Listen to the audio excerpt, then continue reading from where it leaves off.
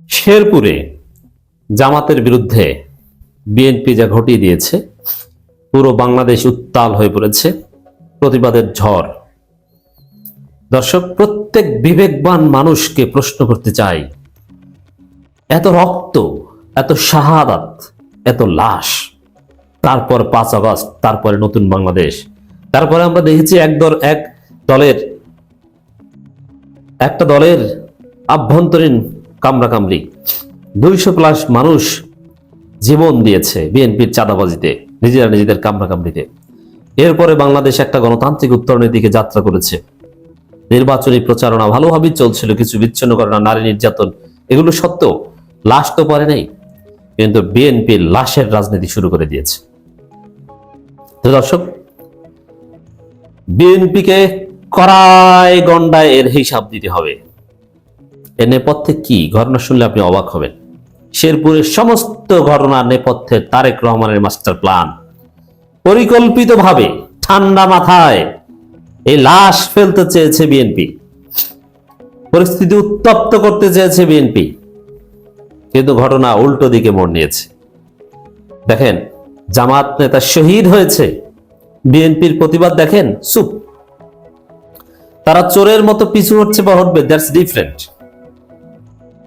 অতএব প্রথম কথা হচ্ছে যে শেরপুরে জামাত নেতাকে যে শহীদ করা হলো, হত্যা করা হলো, এবং কিভাবে মারা হলো, আপনি যদি এটা দেখেন এবং ঘটনা যদি সব পর্যালোচনা করেন, এটা স্পষ্ট হবে যে এটা পরিকল্পিত।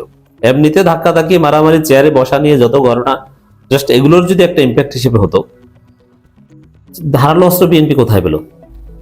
মাথার উপর এবং কানের নিচে কোপ দিয়ে তাকে হত্যা করা হলো, এটা কি? এটা হচ্ছে পরিকল্পিত। এমনিতে ধাক্কাধাক্কিতে কোনো কারণে কেউ মারা গেলে সেটা এইভাবে ধারালো অস্ত্র দিয়ে হয় না, তাহলে ইটের আঘাতে হতে পারতো অথবা লাঠির আঘাতে। কিন্তু না, আমরা কি দেখতে পাচ্ছি? ইট বা লাঠি এগুলো কিছু না, মাথায় কোপ, কানের নিচে কোপ। এটা পরিকল্পিত। এবং ঢাকায় জামাতের নারী নেত্রীর মাথায় কোপ।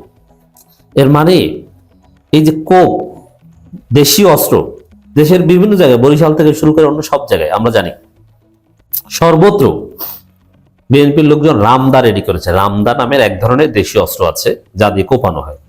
পুরো বাংলাদেশে এটা রেডি করেছে। আপনারা এটার প্রয়োগ দেখেছেন ঢাকা এবং শেরপুরে, কিন্তু পুরো বাংলাদেশে বিএনপি এটা রেডি করেছে।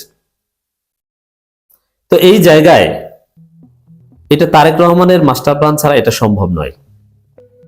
শেরপুরেরটায় জায়গা মতো পেয়েছে, ফেলে দিয়েছে, কিন্তু এর আগে তো ঢাকায় কোপ দিয়েছে মাথার উপর, এর আগে পাবনায়। অতএব দর্শক, জামাতকে ভয় দেখিয়ে ঘরের ভিতরে ঢুকে দিবে, এটা তারেক রহমানের থিওরি, তারেক রহমান শেষ চেষ্টা। কোনোভাবেই যেহেতু তারেক রহমান পারছে না, নির্বাচনী প্রচারণা জমাতে পারছে না, বিএনপির চারিদিকে স্লোগান একটাই, বিএনপি চান্দাবাজ, ভোট দেওয়া যাবে না।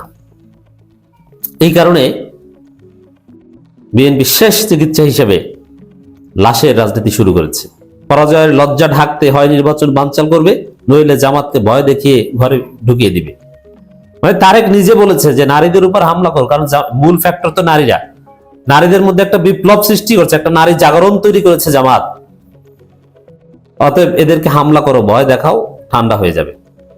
যেমন আমি যে কথাটা বললাম, এই শেরপুরের ঘটনায় এবং নারী নির্যাতন ঘটনাতে তারেককে দায়ী করলাম, আপনি প্রমাণ করতে চাইলে আপনার কোনো আত্মীয় স্বজন যদি বিএনপি হয়, তার সাথে কথা বলেন, জিজ্ঞেস করেন তার দৃষ্টিভঙ্গি কি। রক্তের আত্মীয় হলে তো আপনার কাছে সত্য কথা বলবে। তাদের থিওরি হচ্ছে এটা, যে এখন জামাত জোয়ার, আমাদেরকে চান্দাবাজ বলে, ওটা নির্বাচনের আগে সাইজ হয়ে যাবে। কি সে জামাতের লোকজনকে ভোট দিতে যেতে দেব?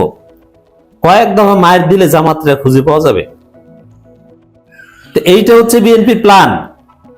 এই জন্যই নারীদের উপর হামলা, এর জন্যই রামদায় ধার দেয়া, তারপরে এই শেরপুরে রামদার ব্যবহার করা। অতএব এটাকে বিচ্ছিন্ন ঘটনা হিসাবে শুধু শেরপুর জেলা বিএনপিকে গ্রেপ্তার করলেই হবে না, এর দায় তারেক রহমানকে নিতে হবে। এই ধানের শীষকে কোনো বিবেকবান, কোন সুস্থ সভ্য মানুষ ভোট দিতে পারে না। নারীদের পেটে যে লাথি মারে, কোন মা তাকে ভোট দিতে পারে না। যিনি গর্ভে সন্তান ধারণ করেছেন, কোন বোনের চাঁদ যিনি ভবিষ্যতে সন্তান ধারণ করবেন, এই ধানের শীষে ভোট দিতে পারে না। দর্শক, শেরপুরে জামাত নেতা শহীদ হয়েছে। আমি বলছি শেরপুরে জামাত নেতা মাওলানা রেজাউলের রক্তের উপর ভিত্তি করে, রক্তের কারণে বাংলাদেশে বিএনপি ধ্বংস হবে। এই রক্ত বৃথা যাবে না। এই রক্তের মধ্য দিয়ে জামাত ক্ষমতা আসবে, আল্লাহ জামাতকে ক্ষমতা দিবে। এই হত্যাকাণ্ডে মেতে ওঠা এটা বিএনপির পরাজয়ের একটা আলামত।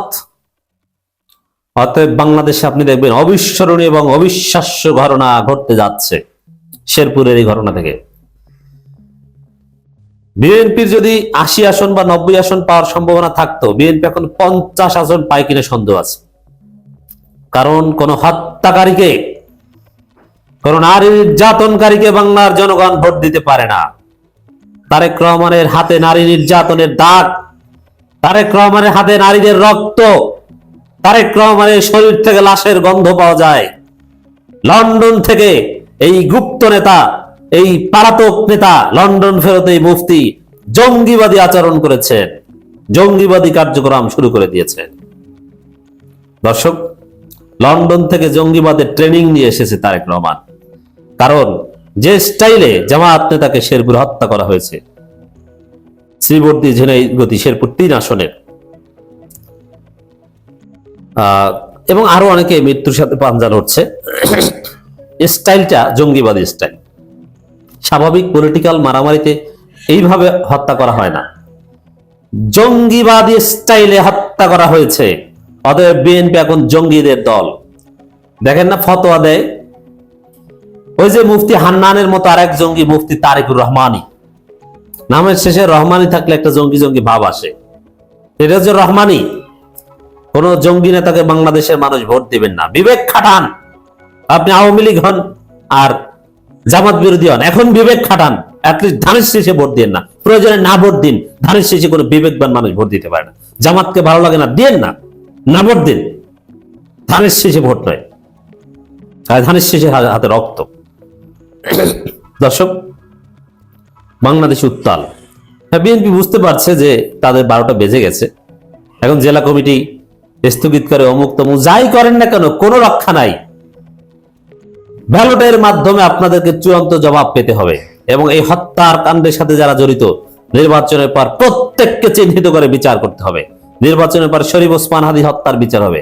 মির্জা আব্বাস কিভাবে জড়িত বা জড়িত কিনা সেটা তদন্ত হবে। মির্জা আব্বাসকে তো পুলিশ জিজ্ঞাসাই করে নাই ওসমান হাদির বিষয়ে, অথচ সন্দেহের তীর মির্জা ওসমান হাদির স্বজন সবার সন্দেহ মির্জা আব্বাসের দিকে। অতএব দর্শক, শেরপুরে জামাতের বিরুদ্ধে বিএনপির